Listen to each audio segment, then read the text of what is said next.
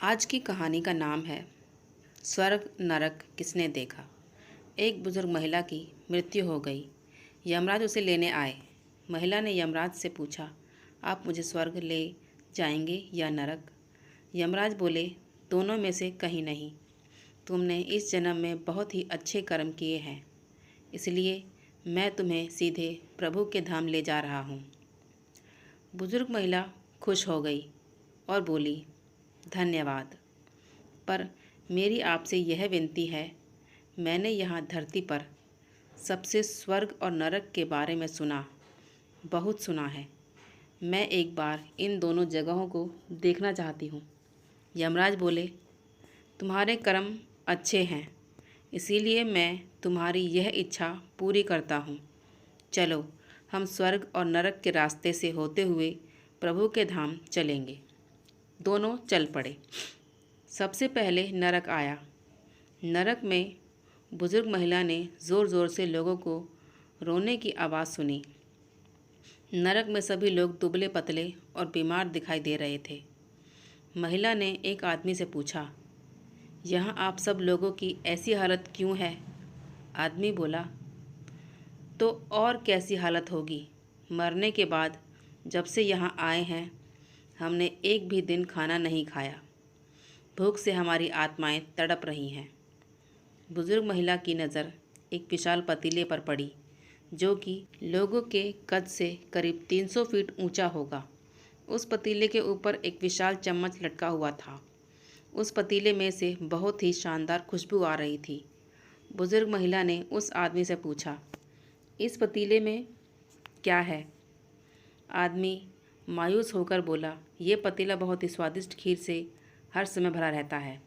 बुजुर्ग महिला ने हैरानी से पूछा, इसमें खीर है तो आप लोग पेट भर के ये खीर खाते क्यों नहीं? भूख से क्यों तड़प रहे हैं? आदमी रो रो कर बोलने लगा, कैसे खाएं? ये पतीला 300 फीट ऊंचा है, हम में से कोई भी उस पतीले तक नहीं पहुंच पाता। बुजुर्ग महिला को उस पर तरस आ गया। सोचने लगी, बेचारे खीर का पतीला होते हुए भी भूख से बेहाल हैं। शायद ईश्वर ने इन्हें ही दंड दिया होगा। यमराज बुजुर्ग महिला से बोले, चलो, हमें देर हो रही है। दोनों चल पड़े। कुछ देर चलने पर स्वर्ग आया। वहाँ पर बुजुर्ग महिला को सबकी हंसने खिलखिलाने की आवाज़ सुनाई दी। सब लोग बहुत खुश हुए दिखाई दे रहे थे। उनको खुश देखकर बुजुर्ग महिला भी बहुत खुश हो गई। पर वहाँ स्वर्ग में भी बुजुर्ग महिला की नज़र वैसे ही 300 फीट ऊंचे पतीले पर पड़ी जैसा नरक में था। उसके ऊपर भी वैसा ही चम्मच लटका हुआ था। बुजुर्ग महिला ने वहाँ लोगों से पूछा, इस पतीले में क्या है? स्वर्ग के लोग बोले, इसमें बहुत स्वादिष्ट खीर है। बुजुर्ग महिला हैरान हो गई, उनसे बोली, पर यह पतीला तो 300 फीट ऊंचा है, आप लोग तो इस तक पहुंच ही नहीं पाते होंगे। उस हिसाब से तो आप लोगों को खाना मिलता ही नहीं होगा, आप लोग भूख से बेहाल होंगे। पर मुझे तो आप सभी इतने खुश लग रहे हैं, ऐसे कैसे? लोग बोले, हम तो सभी लोग इस पतीले में से पेट भर के खीर खाते हैं। महिला बोली, पर कैसे? पतीला तो बहुत ऊंचा है। लोग बोले, तो क्या हुआ? पतीला ऊंचा है तो यहाँ पर कितने सारे पेड़ हैं। ईश्वर ने ये पेड़ पौधे, नदी, झरने हम मनुष्यों के उपयोग के लिए तो बनाए हैं। हमने इन पेड़ों की लकड़ी ली, उसको काटा, फिर लकड़ियों के टुकड़ों को जोड़ के विशाल सीढ़ी का निर्माण किया। उस लकड़ी की सीढ़ी के सहारे हम पतीले तक पहुँचे और सब मिलकर खीर का आनंद लेते हैं। बुजुर्ग महिला यमराज की तरफ देखने लगी। यमराज मुस्कुराए बोले, ईश्वर ने स्वर्ग और नरक मनुष्यों के हाथों में ही सौंप रखा है। चाहे तो अपने लिए नरक बना ले, चाहे तो अपने लिए स्वर्ग।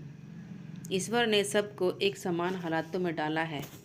उसके लिए उसके सभी बच्चे एक समान हैं। वो किसी से भेदभाव नहीं करते।